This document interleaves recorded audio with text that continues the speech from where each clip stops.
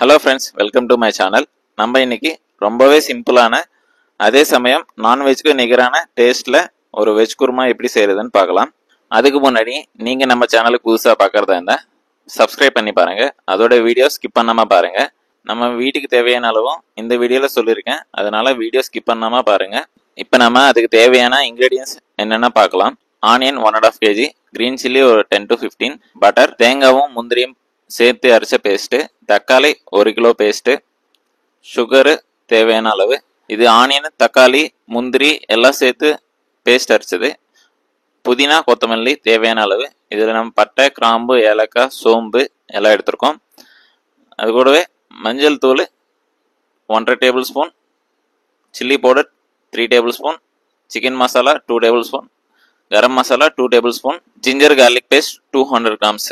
Milk நம்ம 1 litre எடுத்திருக்கோம், ஆனால் இங்கே யூஸ் பண்ணுறது நம்ம 1/2 லிட்டர் யூஸ் பண்ண போகிறோம். இப்போ கிரேவி எப்படி ரெடி பண்ணுறதுன்னு பார்க்கலாம். ஆனியன், தக்காளி, முந்திரி எல்லாம் போட்டு நம்ம பாயில் பண்ணி பேஸ்ட் அரைச்சி வச்சுருக்கோம். இப்போ வாங்க வீடியோக்குள்ளே போகலாம். அண்டி நல்லா சூடானதுக்கப்புறம் ஒரு 1/2 லிட்டர் ஆயில் ஊற்றுக்குங்க. அது கூடவே பட்டர் 200 கிராம்ஸ் போட்டுக்குங்க.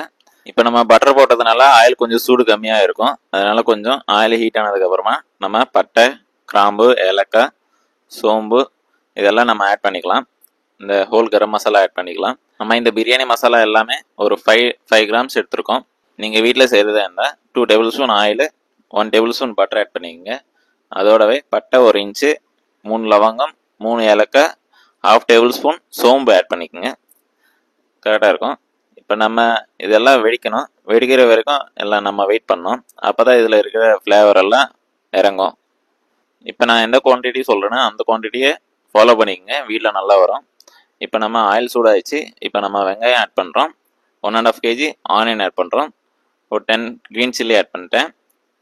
நீங்கள் வீட்டில் செய்கிறதா இருந்தால் ஒரு பெரிய வெங்காயம் எடுத்துக்கோங்க. அதோட க்ரீன் சில்லி 1லேருந்து 2 எடுத்துக்கோங்க, சரியாக இருக்கும்.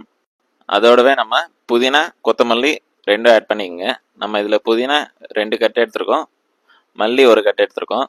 நீங்கள் வீட்டில் செய்கிறதா இருந்தால் புதினா ஒரு 1/2 கட்டு, மல்லித்தலை ஒரு அதில் பாதி எடுத்துக்கோங்க.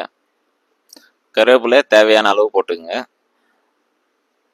இதெல்லாம் போட்டதுக்கப்புறம் நல்லா வதக்கணும். இந்த புதினா, கொத்தமல்லி எதுக்கு ஆட் பண்ணோம்னா நல்லா ஃப்ளேவர் கொடுக்கும். இப்போவே ஆயிலில் ரோஸ்ட் பண்ணால் புதினாவோட ஃப்ளேவர் நல்லா இறங்கும் ஆயிலில். அதனால தான் எல்லாரும் வெங்காயம் போடுறப்பே புதினா ஆட் பண்ணி நல்லா வதப்பாங்க. இப்போ பார்த்தீங்கன்னாலே தெரியும் வெங்காயம் எந்த கன்சிஸ்டன்சியில் வந்திருக்குன்ட்டு. ஒரு 70 to 80% வரணும். இப்போ நான் 200 grams ginger garlic paste add பண்ணிட்டேன். நீங்கள் வீட்டில் செய்கிறதா இருந்தால் ஒரு 2 tablespoon ginger garlic paste add பண்ணிக்கோங்க, சரியாக இருக்கும். இஞ்சி பூண்டு பேஸ்ட் நல்லா வதக்கணும். பச்சை ஸ்மெல் போகிற வரைக்கும் நல்லா வதக்குங்க. இப்போ நம்ம இதில் turmeric powder, chilli powder, garam masala, chicken masala இதெல்லாம் ஆட் பண்ணணும். ஆட் பண்ணிட்டு நல்லா வதக்கணும். நீங்கள் வீட்டில் ஆட் பண்ணுறதா இருந்தால் 1 teaspoon turmeric powder, 1 table spoon chilli powder, 1/2 teaspoon chicken masala, 1/2 teaspoon garam masala இதெல்லாம் ஆட் பண்ணிக்கோங்க. ஆட் பண்ணதுக்கப்புறம் நல்லா ரோஸ்ட் பண்ணணும். இப்போ நம்ம ஜிஞ்சர் கார்லிக் பேஸ்ட்டில் எதுக்கு ஆட் பண்ணோன்னா இது நல்லா கலர் கொடுக்கும் நம்ம கிரேவிக்கு.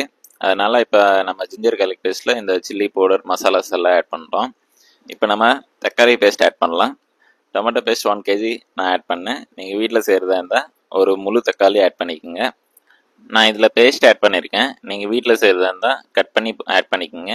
நம்ம பேஸ்ட் ஆட் பண்ணோன்னா நல்லா மசாலா எல்லாம் நல்லா மிக்ஸ் ஆகி நல்லா ஷைனிங்காக இருக்கும் கிரேவி. அதனால தான் நம்ம தக்காளி பேஸ்ட் அரிசி ஊற்றுறோம். நீங்கள் தக்காளி ரொம்ப அதிகமாக ஆட் பண்ணிங்கன்னா புளிக்கும் கிரேவி, அப்போ சுத்தமாக நல்லா இருக்காது கிரேவி. எப்போவுமே வெங்காயம் விட கம்மியாக போட்டுக்கோங்க தக்காளி, அப்போ தான் நல்லா இருக்கும் டேஸ்ட்டு. இப்போ ஆயில் வெளியே வர வரைக்கும் நல்லா வதக்குங்க. இப்போ பார்த்தீங்கன்னா ஆயில் வெளியே வருது. நம்ம இந்த டைமில் முன்னாடி நான் சொன்ன மாதிரியே பாயில் பண்ணி அரைச்சி வச்ச பேஸ்ட்டு நான் இப்போ ஆட் பண்ணேன். நீங்கள் வீட்டில் செய்கிறதா இருந்தால் வேணும்னா ஆட் பண்ணிக்கோங்க, இல்லைனா ஸ்கிப் பண்ணிக்கோங்க. இந்த பேஸ்ட் ஆட் பண்ணதுக்கப்புறமா கொஞ்சம் நல்லா இதுவும் கொஞ்சம் ஆயில் வெளியே வர வரைக்கும் நல்லா வதக்கணும். இது பச்சை ஸ்மெல் போகிற வரைக்கும் நல்லா வதக்கணும். அப்போ தான் கிரேவி டேஸ்ட்டும் நல்லா வரும், கன்சிஸ்டன்சியும் நல்லா இருக்கும். இப்போ கிரேவிக்கு தேவையான அளவு சால்ட் ஆட் பண்ணிக்கலாம். நீங்கள் வீட்டில் ஆட் பண்ணுறதா இருந்தால் பார்த்து ஆட் பண்ணிக்கோங்க. நம்ம இன்றைக்கி சென்னா செய்கிறதுனால சென்னாலேயே சால்ட் ஆட் பண்ணியிருப்போம் பாயில் பண்ணுறப்ப, நீங்கள் பார்த்து ஆட் பண்ணிக்கோங்க. இப்போ பார்த்தீங்கன்னா கிரேவி மேலே ஆயில் நல்லா வந்துச்சு வெளியே. இப்போ நம்ம சென்னா ஆட் பண்ணிக்கலாம். நீங்கள் இந்த கிரேவி செய்கிறதா இருந்தால் நீங்கள் சென்னாவை ஒரு 6 மணி நேரம் நல்லா ஊற வச்சு ஒரு 3 விசில் 4 விசில் வர விட்டு எடுத்துக்கோங்க. நீங்கள் வீட்டில் செய்கிறதா இருந்தால் ஒரு 5 மெம்பர்ஸ்க்காக செய்கிறதா இருந்தால் 250 கிராம்ஸ் ஆட் பண்ணிக்கோங்க. இப்போ பார்த்தீங்கன்னா நீங்கள் சென்னா ஊற்றுனதுக்கப்புறமா ஆயில் பாருங்கள் எவ்வளோ மேலே வந்திருக்குன்ட்டு. இப்படி வந்தால் தான் கிரேவி நல்லா டேஸ்ட் கிடைக்கும். நீங்கள் சென்னா ஆட் பண்ணதுக்கப்புறமா நீங்கள் கொஞ்சமாக ஒரு 50 கிராம்ஸ் அது போல் தனியாக எடுத்து வச்சு நல்லா பேஸ்ட் மாதிரி அரைச்சி ஊற்றிங்கனாலும் திக்னஸ் நல்லா வரும், ப்ளஸ் டேஸ்ட்டும் நல்லா கிடைக்கும். இப்போ நம்ம முன்னாடி சொன்ன மாதிரி தேங்காய் முந்திரி நல்லா அரைச்சி வச்ச பேஸ்ட்டு இப்போ நம்ம ஊற்றுறோம். இது எல்லாம் பாயில் ஆனதுக்கப்புறமா கொஞ்சமாக சுகர் ஆட் பண்ணுறோம். சுகர் எதுக்குன்னா நம்மளுக்கு புளிப்பு அதிகமாக இருந்துச்சுன்னா நம்மளுக்கு ஈக்குவல் பண்ணி வைக்கும், அதனால தான் நம்ம சுகர் ஆட் பண்ணுறோம். உங்களுக்கு இன்னும் டேஸ்ட் வேணும்னா கொஞ்சமாக டேஸ்டிங் சால்ட்டும் ஆட் பண்ணிக்கலாம். ஒரு டேபிள் ஸ்பூன் ஆட் பண்ணிக்கலாம் வீட்டில் எதை செய்கிறதா இருந்தால். நான் இப்போ பால் ஆட் பண்ணுறேன். பால் எதுக்குன்னா நம்மளுக்கு கொஞ்சம் டேஸ்ட் நல்லா கொடுக்கும், ப்ளஸ் ஷைனிங்கும் நல்லா இருக்கும். நீங்கள் பால் இல்லாமல் ஒரு ஃப்ரெஷ் க்ரீமும் ஊற்றிக்கலாம். நிறைய பேருக்கு டவுட்டாக இருக்கும் பால் ஆட் பண்ணலாமா வேணாமான்ட்டு.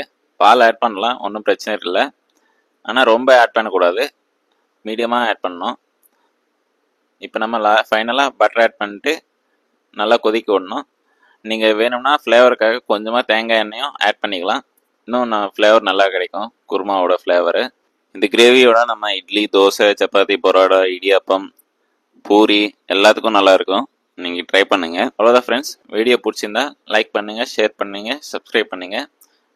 உங்களோட ரிலேட்டிவ்ஸில், ஃப்ரெண்ட்ஸில் யாராவது கேட்ரிங் பிஸ்னஸஸ், ஹோட்டல் பிஸ்னஸஸ் செய்கிறதா இருந்தால் நம்மளோட வீடியோஸ் சஜஸ்ட் பண்ணுங்கள், அவங்களுக்கு கொஞ்சம் யூஸ்ஃபுல்லாக இருக்கும். இது போல் நிறைய வீடியோஸ் வேணும்னா நம்மளோட சேனல்ஸ்க்கு சப்ஸ்கிரைப் பண்ணிக்கோங்க. அவ்வளோதான் ஃப்ரெண்ட்ஸ். தேங்க்யூ ஃபார் வாட்சிங்.